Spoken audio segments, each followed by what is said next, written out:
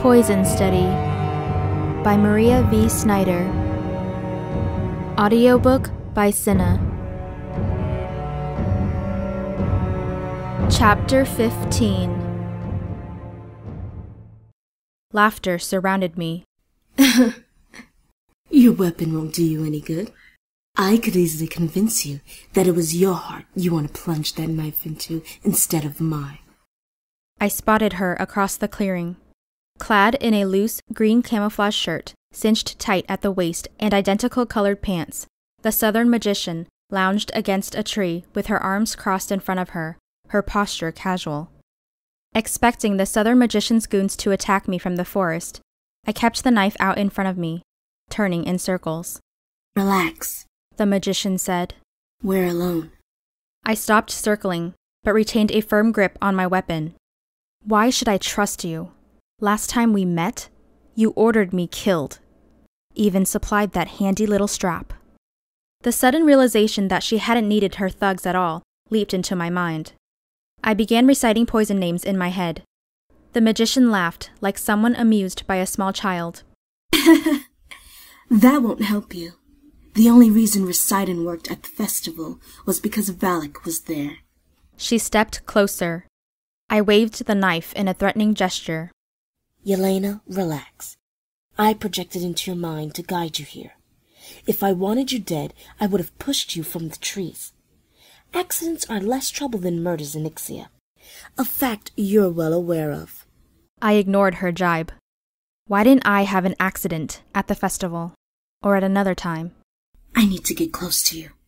It takes a lot of energy to kill someone. I'd rather use mundane methods if possible. The festival was the first time I could get close to you without Valek nearby, or so I thought. She shook her head in frustration. Why didn't you kill Valek with your magic at the festival? Then I would have been easy prey. Magic doesn't work on Valek. He's resistant to its effects. Before I could ask for more information, she hurried on. I don't have time to explain everything. Valek will be here soon, so I'll make this brief. Yelena, I'm here to make you an offer. I remembered my last offer. To be the food taster, or to be executed. What could you possibly offer me? I have a job, color-coordinated uniforms, and a boss to die for. What more could I need? Asylum in Sitia, she said, her tone tight. So you can learn to control and use your power. Power? The word squeaked out of my mouth before I could stop it. What power? Oh, come on! How could you not know? You've used it at least twice at the castle. My mind whirled. She was talking about my survival instinct. That strange buzzing that possessed me whenever my life was in serious jeopardy. My body numbed with dread. I felt as if she had just told me I had a terminal disease. I was working undercover nearby when I was overcome by your screaming, raw power. Once I was able to pinpoint the source to Commander of Ixia's food taster, I knew a rescue effort to smuggle you south would be impossible. You're either with Valek, or he's been one step behind you. Even now, I'm taking an extraordinary risk. But it's too dangerous to have a wild magician in the north. It's amazing you lasted this long without being discovered. The only choice left was termination, a task that proved more difficult than I'd first imagined, but not impossible. And now I'm supposed to trust you.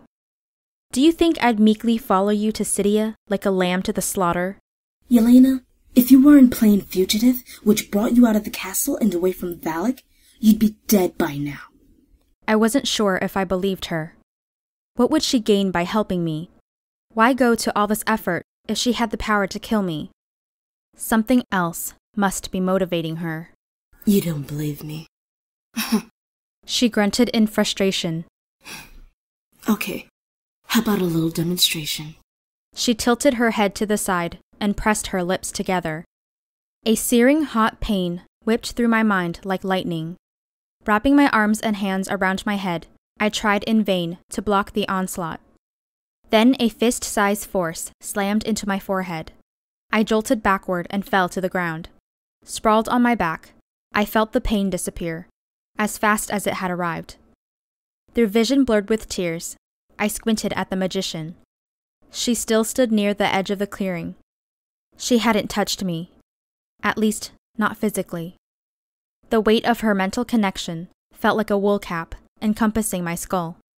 "What the hell was that?" I demanded. "What happened to the singing?" I was dazed by her attack, the air on my body feeling as if it had liquefied, and when I moved to a sitting position, the dense air swirled and lapped at my skin. "I sang at the festival because I was trying to be kind.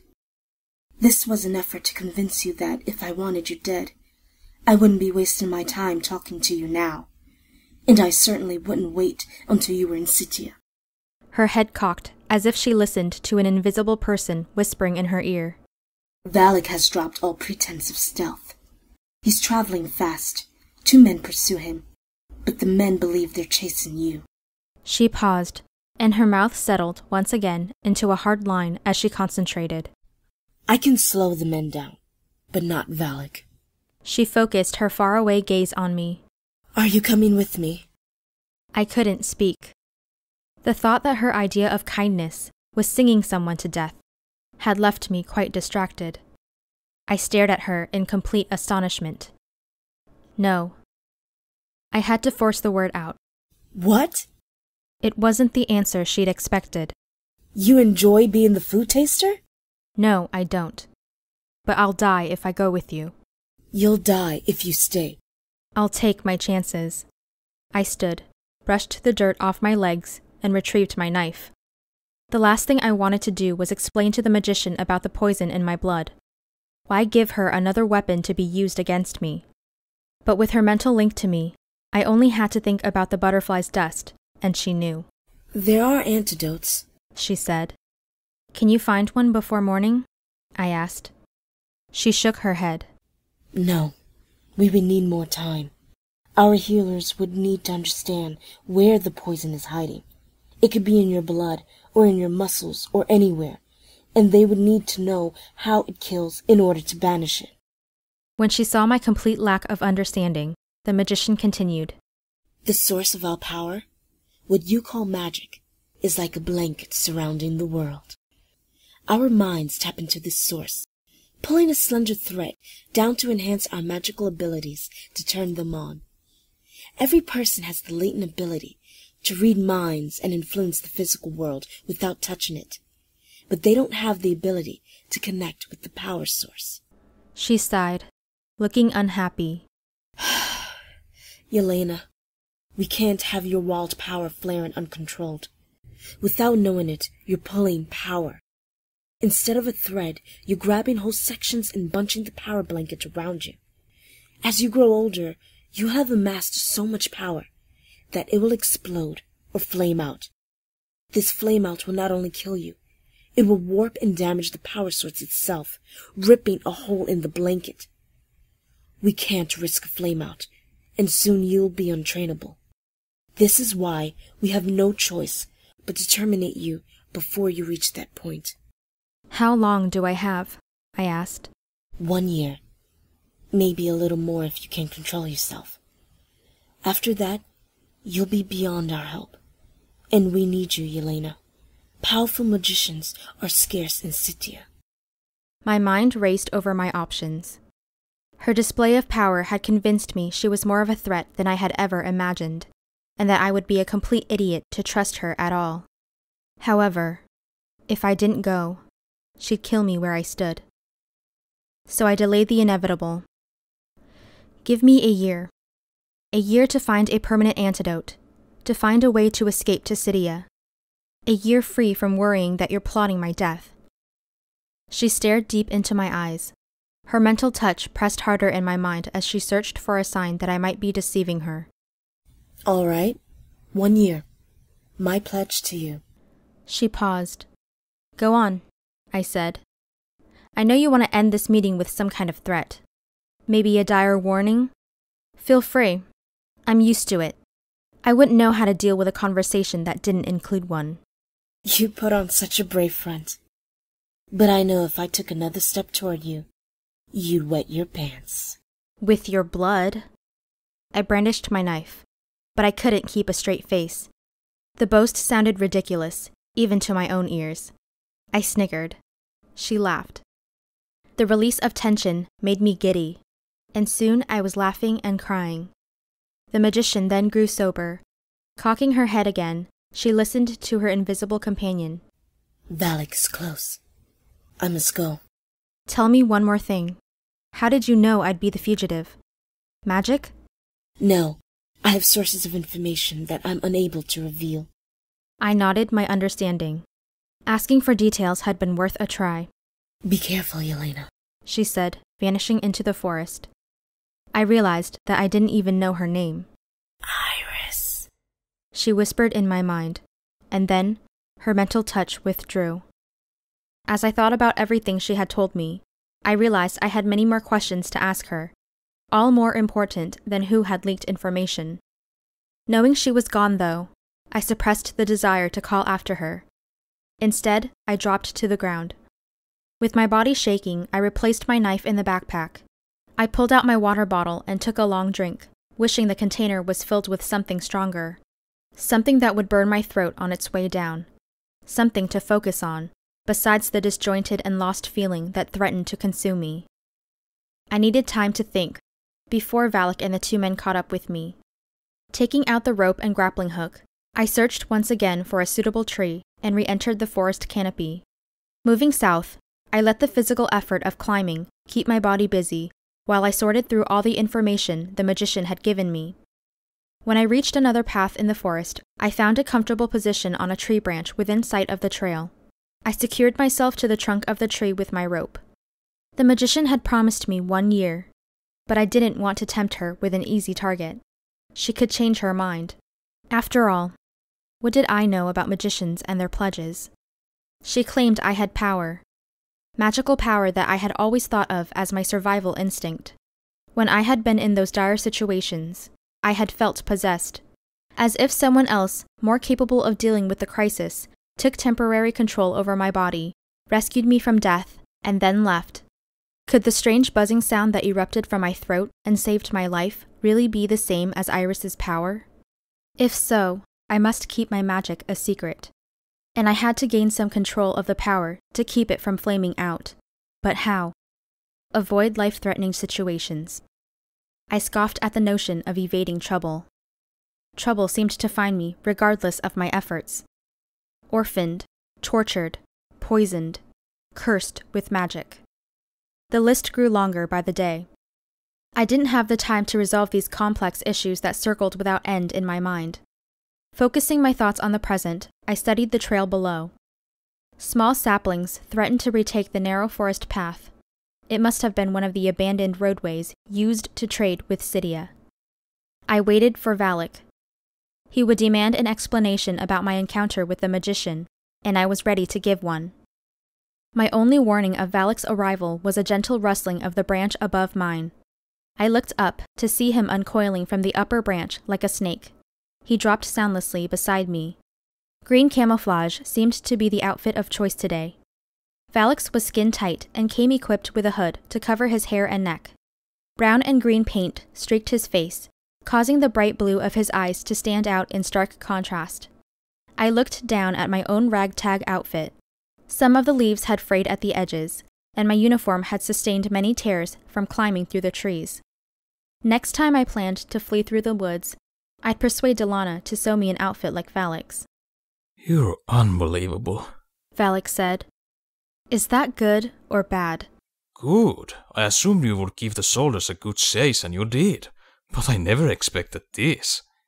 Valek pointed at my leaf-covered shirt and swept his arms wide, indicating the trees. And to top it all off, you encountered the magician and somehow managed to survive. Sarcasm tinged Valek's voice during his last comment. His way of asking for an explanation, I supposed. I don't know exactly what happened. I found myself tearing through the woods until I reached a clearing where she was waiting. The only thing she told me was that I had ruined her plans by killing Rayad, and then pain slammed into my skull. The memory of her attack was still fresh in my mind, so I allowed the full horror of it to show on my face.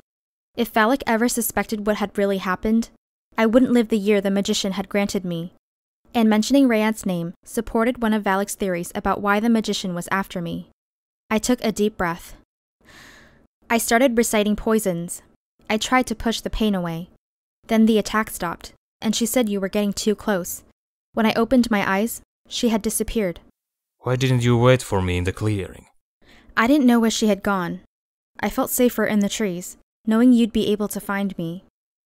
Valek considered my explanation. I covered my nervousness by sorting through my backpack. After a long while, he grinned. We certainly proved the commander wrong. He thought you'd be caught by mid-morning. I smiled with relief. Taking advantage of his good mood, I asked, "Why does the commander hate magicians so much?" The pleased expression dropped from Valek's face. He has many reasons.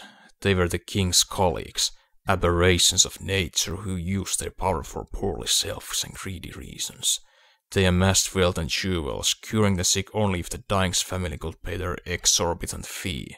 The king's magicians played mind games with everyone, taking delight in causing havoc. The commander wants nothing to do with them. Curious, I pushed on. What about using them for his purposes? He thinks magicians are not to be trusted, but I'm of two minds about that, Valek said. He gazed out over the forest floor as he talked. I understand the commander's concern. Killing all the king's magicians was a good strategy, but I think the younger generation born with power could be recruited for our intelligence network. We disagree on this issue, and despite my arguments, the commander has... Valek stopped. He seemed reluctant to continue. Has... what? Ordered that those born with even the slightest amount of magical power be killed immediately.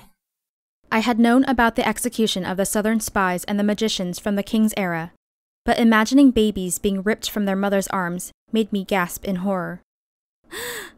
Those poor children. It's brutal, but not that brutal, Valek said. A sadness had softened his eyes. The ability to connect with the power source doesn't occur until after puberty, which is around age 16. It usually takes another year for someone other than their family to notice and report them. Then they either escape to Ixia, or I find them. His words had the weight of a wooden beam pressing down on my shoulders. I found it difficult to breathe. 16 was when Brazel had recruited me, when my survival instinct had started to flare, defending against Brazel and Rayad's torture. Had they been trying to test me for magic? But why didn't they report me? Why hadn't Valek come? I had no idea what Brazel wanted, and knowing now about my power only added yet another way I could die. If Valek discovered my magic, I was dead. If I didn't find a way to go to Ixia, I was dead. If someone poisoned the commander's food, I was dead. If Brazel built his factory and sought revenge for his son, I was dead. Dead, dead, dead, and dead. Death by butterfly's dust was beginning to look attractive. It was the only scenario where I would get to choose when, where, and how I died. I would have sunk into a deep, brooding bout of self-pity, but Valek grabbed my arm and put a finger to his green lips. The distant sounds of hoofbeats and men talking reached my ears. My first thought was that it was an illusion sent by the magician. But soon enough, I saw mules pulling wagons. The width of the wagons filled the entire path. Saplings and bushes thwacked against the wheels. 2 mules pulled one wagon, and one man, dressed in a brown trader's uniform, led the team. There were 6 wagons and 6 men who conversed among themselves as they traveled. From my post in the tree, I could see that the first 5 wagons were loaded with burlap sacks that might have been filled with grain or flour. The last wagon held strange oval-shaped yellow pods. Snake Forest was just bustling with activity today, I thought in wonder. All we needed was the fire dancers to jump from the trees to entertain us all. Valek and I sat still in our tree as the men passed below us. Their uniforms were soaked with sweat, and I noticed a few of them had rolled up their pants so they wouldn't trip. One man's belt was cinched tight, causing the extra material to bunch around his waist, while another's stomach threatened to rip through his buttons. These poor traders obviously didn't have a permanent residence. If they had, their seamstress would never have permitted them to walk around looking like that. When they were out of sight and hearing range, Valek whispered, "Don't move, I'll be back." He dropped to the ground and followed the caravan. I fidgeted on my branch, wondering if the other 2 men Irys had said were tracking Valek would find me before he returned. The sun was disappearing in the west, and cooler air was replacing the day's heat. Muscles stiff from inactivity throbbed as the last of my energy faded. The strenuous day of climbing caught up to me. For the first time, the possibility of spending a night alone in the forest made me apprehensive. I had never imagined staying free for this long. At last, Valek returned and waved me down from the tree. I moved with care, fumbling with the rope around my waist as my abused muscles trembled with fatigue. He carried a small sack, which he handed to me. Inside were 5 of the yellow pods that had been stacked in the last wagon. I took one out. Now that I could see it up close, I noticed that the elongated oval pod was about 8 inches in length, with close to 10 furrows running from one end to the other. It was thick around the middle. With 2 hands wrapped around its center, my fingers just overlapped. I was amazed by Valek's ability to steal them in the daylight from a moving wagon. "How did you get these?" Trade secret, Valek said with a grin. Getting the pods was easy, but they had to wait for the men to water their mules to look in the burlap sacks. When I slid the pod back in with the others, I saw that in the bottom of the sack was a pile of dark brown pebbles. Reaching deeper, I pulled a handful into the waning light. They looked like beans. "What's this?" I asked. They're from the sacks. He explained.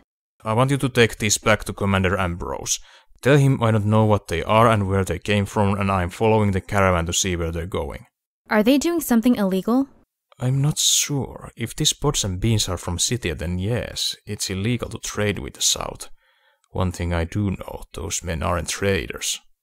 I was about to ask him how he knew this, when the answer clicked in my mind.